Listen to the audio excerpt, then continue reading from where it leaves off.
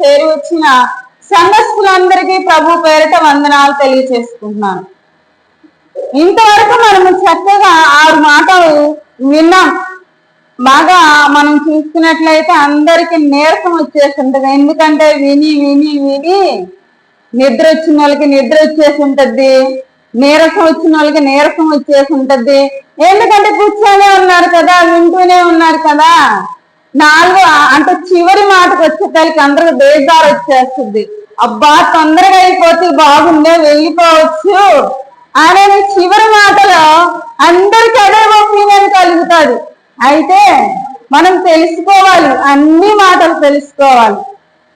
అన్ని మాటలు తెలుసుకుంటేనే ఆ శిలువలో కలిగిన మాటలకు అర్థం అనేది మనకు తెలుస్తుంది. మనము ధ్యానించుకున్నట్లయితే ఒకసారి లూకాసు వార్త 23వ అధ్యాయము, లూకాసు వార్త 23వ అధ్యాయము 44వ వచనం నుంచి మనం చదువుకున్నట్లయితే 44 నుంచి 46 వచనాల్లో మనం చదువుకున్నట్లయితే బాగా ఆలోచిద్దాం. చదువుకోవడానికి సమయం లేదు కాబట్టి నేను ఎక్స్ప్లెయిన్ చేస్తాను, మీరు వినడానికి ప్రయత్నం చేయండి. ఇక్కడ మనకు కనిపిస్తుంది, మధ్యాహ్నం 3 గంటలప్పుడు యేసుక్రీస్తు ప్రభులు వారు తండ్రి అయిన దేవునికి తన ఆత్మను అప్పగించుకోవడం జరుగుతుంది. అంతేకాకుండా దేవాలయంలో ఉన్న తెరంట చినిగిపోద్దంట. చాలా మందికి దేవాలయంలో తెర ఎందుకు చినుగుద్ది, ఎందుకు చినిగింది, దాని అర్థం ఏంటని చాలా మందికి తెలిసి ఉండకపోవచ్చు, కొంతమందికి తెలిసి ఉండొచ్చు. అయితే మనం ఇక్కడ ఆలోచించవలసింది, ప్రియమైన దేవుని పిల్లలారా, పూర్వకాలంలో మోషే ధర్మశాస్త్ర ప్రకారంగా యాజక ధర్మాన్ని జరిగించే వాళ్ళు ఎలా చేసేవాళ్ళంటే, దేవునికి మందిరాన్ని అంటే గుడారంలో మందిరాన్ని నిర్మించి దానికి పరిశుద్ధ స్థలం అని, అతి పరిశుద్ధ స్థలం అనేది కొన్ని అంటే అలాంటివి కేడరుగా దేవుడు ఏర్పాటు చేసుకున్నాడు, దగ్గరుండి చెప్పి చేయించుకున్నాడు మందిరాన్ని. అయితే ఆ పరిశుద్ధ స్థలంలోనికి ఎవరు వెళ్తారు? యాజకుడు మాత్రమే వెళ్ళాలి. ఈ అంటే మనకు అందరికి సమస్యలు వచ్చినప్పుడు మనం పాస్టర్ గారికి చెప్తే పాస్టర్ గారు పరిశుద్ధ స్థలంలోనికి, అతి పరిశుద్ధ స్థలంలోనికి వెళ్ళి దేవునితో మాట్లాడతాడు, దేవునితో చెప్తాడు. మనుషులకు అంటే విశ్వాసులకు దేవునికి మధ్యవర్తిగా యాజకుడిగా దేవుడు పెట్టాడు అన్నమాట.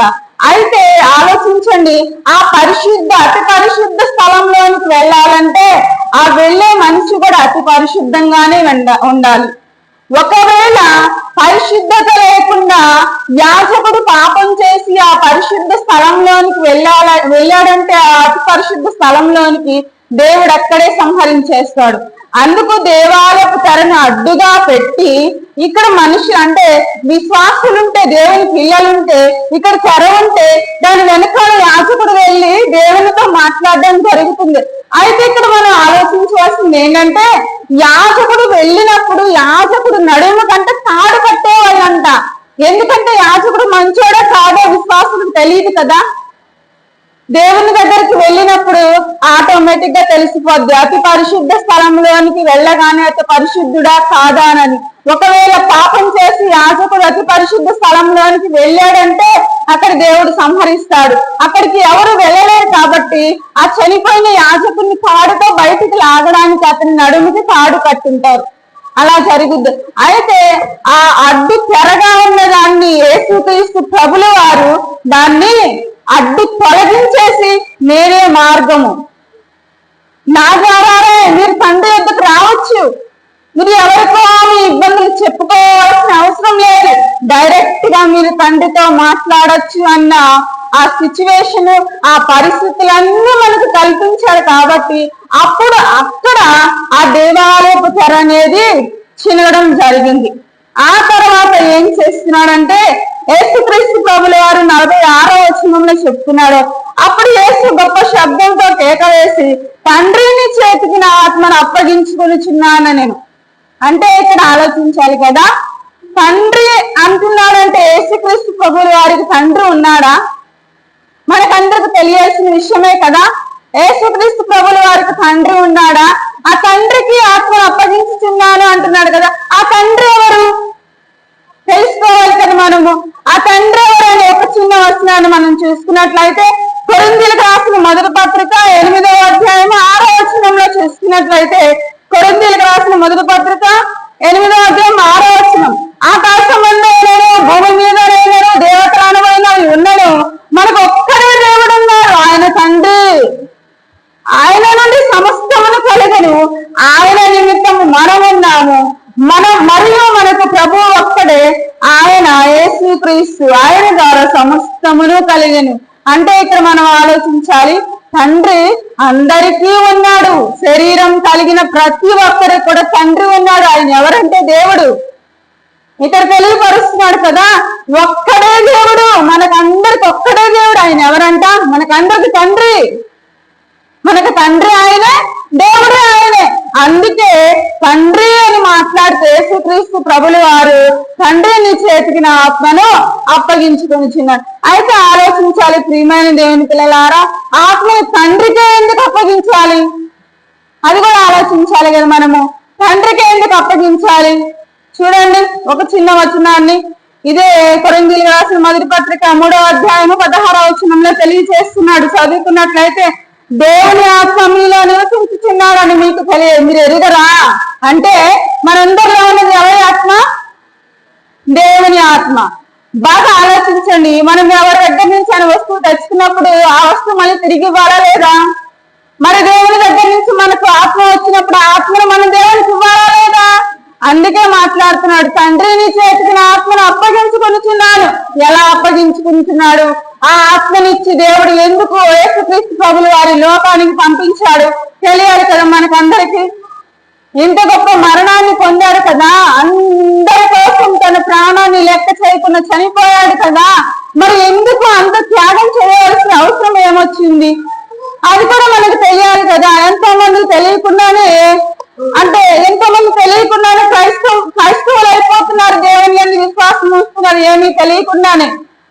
బాగా ఆలోచించండి ప్రియమైన దేవుని పిల్లలారా, ఆత్మ ఇచ్చిన దేవునికి ఒక చిత్తం ఉందంట, ఒక సంకల్పం ఉందంట. ఊరికినే ఇవ్వలేదు ఆత్మని, ఊరికినే ఇవ్వలేదు శరీరాన్ని, ఊరికినే ఇవ్వలేదు అన్ని. దేవుడు ఆలోచించండి, ఆ చిత్తం ఏంటో, ఆ సంకల్పం ఏంటో ఒకసారి మనం తెలుసుకున్నట్లయితే లూకాసు వార్త 4వ అధ్యాయము 5వ వచనంలో నుంచి మనం చదువుకున్నట్లయితే ఇక్కడ మాట తెలియజేస్తాడు. యేసుక్రీస్తు ప్రభుల వారు ఉపవాసం నుండి దేవుని పరిచర్యను స్వార్థను ప్రకటించాలని నిర్ణయం తీసుకున్నప్పుడు ఉపవాసం ఉండిన తర్వాత అపవాది మాట్లాడుతుంది అన్నమాట. ఏం మాట్లాడుతుందంటే అపవాది చూడండి, అప్పుడు అపవాది ఆయనను తీసుకుపోయి భూలోక రాజ్యములన్నిటిని ఒక నిమిషంలో ఆయనకు చూపించి, ఈ అధికారం అంతా ఈ రాజ్యముల మహిమను నీకు ఇత్తును, అది నాకు అప్పగింపబడి ఉన్నవి, అది నేను ఎవరికి ఇయ్యకూడదునో నేను ఇవ్వచ్చు వాళ్ళకి. అంటే ఆలోచించాలి, ఏంటమ్మా ఇక్కడ మీరు మాట్లాడుతున్నారు కదా, అపవాది చేతిలో భూలోకం ఉందంట, భూలోక రాజ్యాలు ఉన్నాయంట, మహిమలు ఉన్నాయంట, ఏంటి నాకు అర్థం కావట్లేదు, అది నేను ఎవరికి ఇవ్వాలనుకుంటే వాళ్ళకి ఇవ్వగలను అపవాది మాట్లాడుతుందని రావచ్చు. ఆ చిత్తం కోసమే వచ్చాడు యేసుక్రీస్తు ప్రభుల వారు, అపవాది చేతిలో ఉన్న ఆత్మలను విడిపించకు. ఒక మాట ఉంది, మహిమ అంటే అర్థం ఇస్తూ ఒక మాట తెలియపరుస్తున్న కీర్తన గ్రంథంలో చూసుకున్నట్లయితే 16వ కీర్తన 9వ వచనంలో తెలియపరుస్తున్నాడు. ఇక్కడ మనకు ఒక మాట అర్థం కోసం దీన్ని తీసుకున్నాను అనమాట. 16వ కీర్తన 9వ వచనంలో, అందువల్ల నా హృదయం సంతోషించుచున్నది, నా ఆత్మ హర్షించుచున్నది. ఆత్మ అంటే మహిమ. అక్కడ అపవాది చెప్తుంది, ఈ లోక రాజ్య మహిమలన్నీ, ఈ లోకంలో ఉన్న మనుషుల్లో ఉన్న ఆత్మలన్నీ నా చేతుల్లో ఉన్నవి, నువ్వు కానీ నాకు మొక్కేవంటే ఎవరిని? యేసుక్రీస్తు ప్రభుల వారిని. ఎందుకు మొక్కమంటుందంటే, నువ్వు శిలువ మరణం పొందాల్సిన అవసరం లేదు, అందరి చేత నువ్వు హింసింపబడాల్సిన అవసరం లేదు, నువ్వు పట్టబడాల్సిన అవసరం లేదు, శిలువలో నువ్వు వేలాడవలసిన అవసరం లేదు. నాకు గాని నువ్వు మ్రొక్కావంటే చాలు, ఈ లోకంలో అందరినీ నీ చేతికి అప్పగించేస్తా, వాళ్ళు నా చేతిలో ఉన్నారు అని చెప్పి యేసుక్రీస్తు ప్రభుల వారితో మాట్లాడుతుంది అపవాది. అయితే యేసుక్రీస్తు ప్రభులు వారు ఏం చెప్తున్నారంటే, నేను నా దేవునికి తప్ప, అంటే నా దేవుని చిత్తాన్ని నెరవేర్చడం తప్ప నాకు ఇంకా ఏది అవసరం లేదు.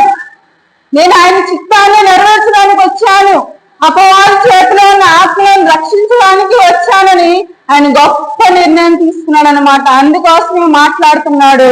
ఆయన చిత్తాన్ని నెరవేర్చుటకు భూమి మీదకి వచ్చాడు. భూమి మీదకి వచ్చి ఏం చెప్తాడంటే, శిష్యులతో కూడా అనేక సందర్భాల్లో చెప్తాడు, నేను నా తండ్రి చిత్తాన్ని నెరవేర్చుటకు వచ్చాను, ఆయన నాకు ఇచ్చిన పనిని పూర్తి చేయడానికి వచ్చాను అని మాట్లాడతాడు. ఆ పనే ఇది, ఆత్మలను రక్షించుటకు, అపవాది చేతిలో ఉన్న ఆత్మలన్నిటినీ విడిపించి దేవునికి పరిశుద్ధమైనదిగా, నిష్కలంకమైనదిగా ఒక మాట తెలియపరుస్తున్నాడు. చూడండి, ఎఫెసీయులకు రాసిన పత్రిక 5వ అధ్యాయం, ఎఫెసీయులకు రాసిన పత్రిక 5వ అధ్యాయం 2వ వచనంలో తెలియపరుస్తున్నాడు.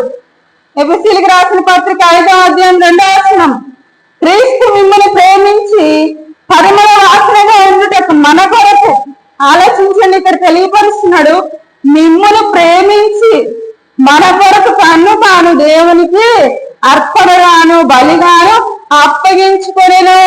ఆ రీతిలోనే మాట్లాడుతున్నాడు. తండ్రి, నా ఆత్మని చేర్చుకో, నా ఆత్మని నీకు అప్పగిస్తున్నాను, తీసుకో. ఎందుకంటే నేను ప్రేమను చూపించేశాను వారి మీద. ఎలా చూపించానంటే, నా దేహాన్ని ఇచ్చేశాను, నా రక్తాన్ని ఇచ్చేశాను, చివరికి నా శరీరంలో ఉన్న నీరు కూడా బయటకు వచ్చేసింది. అంతగా నేను వారిని ప్రేమించాను. అందుకే చెప్తున్నాడు కదా, క్రీస్తు మిమ్మల్ని ప్రేమించి మీకోసం తానే బలిగా అర్పణగా దేవునికి అప్పగించుకున్నాడు. అంతేకాకుండా ఇక్కడ మరొక మాటలో చెప్తాడు, సంఘాన్నంట పరిశుద్ధపరచడం కోసం. ఇదే ఎఫెసీయులకు రాసిన పత్రికలు 5:27 చెప్తున్నాడు, సంఘాన్నంట పరిశుద్ధపరచడానికి, పవిత్రపరచడానికి, నిష్కలంకమైనదిగా చేయడానికి, ముడతైనను మలినమైనను ఏమీ లేకుండా చేయడానికి తన్ను తాను అప్పగించుకున్నాడంట. ఆ అప్పగించుకునే విధానంలోనే దేవునికి సంపూర్ణంగా సమర్పణ కలిగి పరిచర్య చేసి సంతోషంతో మాట్లాడుతున్నాడు. నేను నీవిచ్చిన నాకు పని నేను పూర్తి చేసి నీ చేతికి ఆత్మనిస్తున్నానయ్యా, తీసుకో. అందుకే చెప్తున్నాడు యోహాను సువార్తలో, అంటాడు కదా, నీవు చేయుటకు నాకు ఇచ్చిన పని నేను సంపూర్ణంగా నెరవేర్చుకుని కనుక మునుపు నాకు ఏ మహిమ ఉన్నదో నీ దగ్గర ఆ మహిమతో నన్ను నింపు. అందుకే నా ఆత్మని నీ చేతికి అప్పగించుకొనిచున్నా. మనం అనుకుంటాం బాధతో కేక వేశాడని. సంతోషంగా ఆయన పనిని పూర్తి చేసి తండ్రికి ఆత్మను అప్పగిస్తున్నాడు. ఎందుకంటే మనమందరం దేవునిలో నుండి వచ్చిన వారమే, మనం తిరిగి దేవుని యొద్దకు వెళ్ళవలసిన వారమే. కాబట్టి యేసుక్రీస్తు ప్రభువు వారు కూడా తండ్రి అయిన దేవుని దగ్గర ఉన్నవాడు, అక్కడి నుంచి పంపబడిన వాడు. కాబట్టి ప్రభువా, ముందు నీ దగ్గర ఉన్నప్పుడు మునుపు నాకు ఎలాంటి మహిమ ఇచ్చావు, ఎలాంటి ఆత్మతో నన్ను నింపావు, ఆ ఆత్మతో నన్ను నింపు, ఆ ఆత్మతో నన్ను మహిమపరచు అని చెప్పి నా ఆత్మని నీ చేతికి అప్పగించుకొనిచున్నానని మాట్లాడుతున్నాడు. మరొక చివరి మాట చూసుకున్నట్లయితే, పేతురు గారు రాసిన మొదటి పత్రిక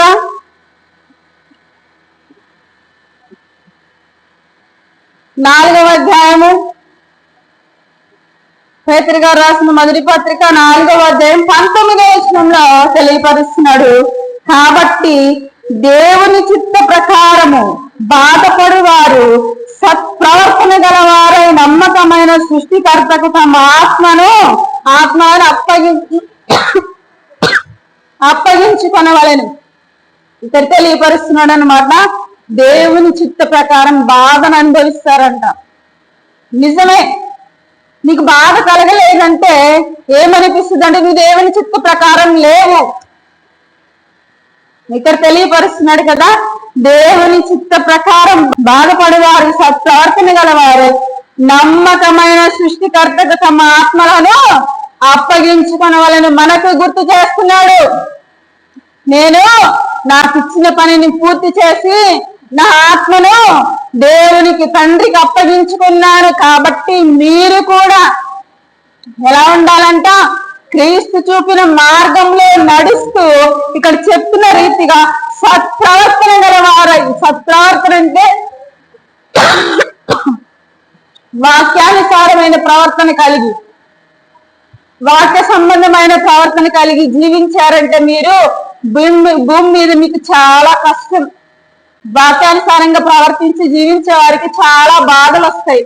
ఎందుకంటే అబద్ధం చెప్పలేని పరిస్థితులు, అబద్ధం చెప్పాల్సిన పరిస్థితి వచ్చినప్పుడు చాలా బాధపడతారు.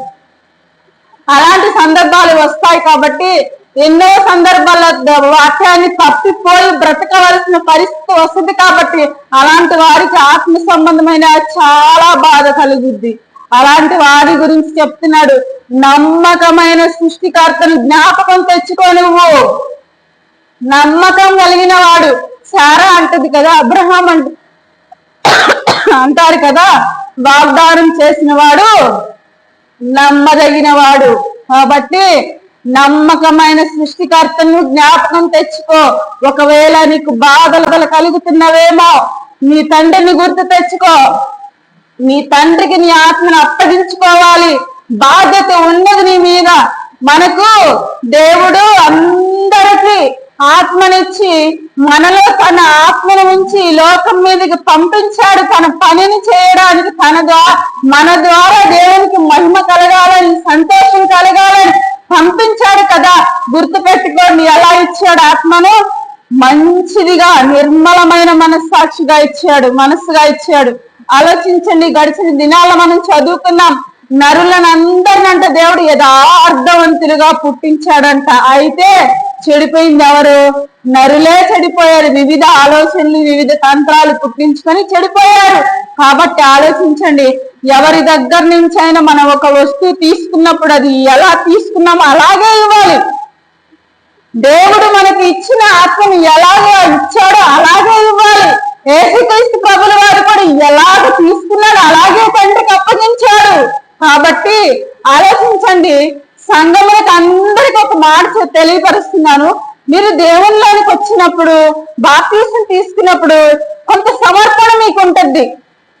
ప్రభు అని తప్పకుండా చర్చికి వెళ్తాను ప్రభు అని సమర్పణ చేసుకుంటారు దేవుని దగ్గర. ప్రతి ప్రార్థనకు నేను వెళ్తాను ప్రభు అని ఎన్నో సందర్భాల్లో దేవుడి దగ్గర మాట చెప్తుంటాను అనమాట. న్యూ ఇయర్ వచ్చినప్పుడు కానీ, నూతన సంవత్సరంలోకి వచ్చినప్పుడు, అబ్బా ఈ రోజు దేవుని దగ్గర నేను ఒక సమర్పణ చేసుకున్నాను, నేను ప్రతి ప్రార్థనకు వెళ్తాను, వాళ్ళు ఎలాంటి వాళ్ళైనా పర్వాలేదు, నేను నా దేవుని విశ్వసించి వాక్య ప్రకారంగా జీవించాలి కాబట్టి నేను ఖచ్చితంగా వెళ్తాను చర్చికి, నేను చేయగలిగిన పనినంతా నేను చేస్తానని సమర్పణ కలిగిన మాటలు మాట్లాడతాం. మరి ఎన్నిసార్లు తప్పిపోయి ఉంటాం ఆలోచించండి. ప్రియమైన దేవుని పిల్లలారా, మనకు పరిచర్య అంతా వచ్చు. చర్చిలో ఎంత పరిచర్య చేయొచ్చు తెలుసా? నేను వచ్చేపలికి పెద్దలు చేస్తుంటారు, నాకు భలే సంతోషం వేస్తుంటది. ఎందుకంటే పెద్దలైన వారు చిన్నగా ప్రవర్తించండి, తగ్గించుకొని ఉండండి మీరని యేసుక్రీస్తు ప్రభుల వారు, అలాగే అపోస్తలుడైన పౌలు గారు చెప్పినట్లుగా సంఘంలో సంఘ పెద్దలు చాలా పని చీపురు పట్టుకొని చిమ్ముతుంటారు, నీళ్లు కొడుతుంటే నాకు చాలా సంతోషం వేస్తుంటుంది. ఆలోచించండి, మనకు అందరికీ ఉంది ఆ బాధ్యత, మన మీద ఉంది ఆ బాధ్యత. మనం కూడా సమర్పణ కలిగి ఉండాలి. నువ్వేం చేయగలగో దేవుని కోసం చేయాలి. చేయగలిగినంత వరకు చేయడానికి ప్రయత్నం చేయాలి. చేయగలిగితే కదా సంఘం అనేది డెవలప్ అవుతుంది, సంఘం అనేది గొప్పగా కట్టబడుతుంది. అందుకోసమే తెలియపరుస్తుంది, సత్ప్రవర్తన కలవారై జీవించుటకు మీరందరూ సృష్టికర్తని జ్ఞాపకం తెచ్చుకోండి. మీ సృష్టికర్తకు మీ ఆత్మను అప్పగించాలి. చివరిగా ఒక్క వచనాన్ని మనం చూసుకుందాం. మీరే పేతురు గారు రాసిన మొదటి పత్రికలోనే చూసుకున్నట్లయితే 2వ అధ్యాయము 20వ వచనంలో చూసుకున్నట్లయితే,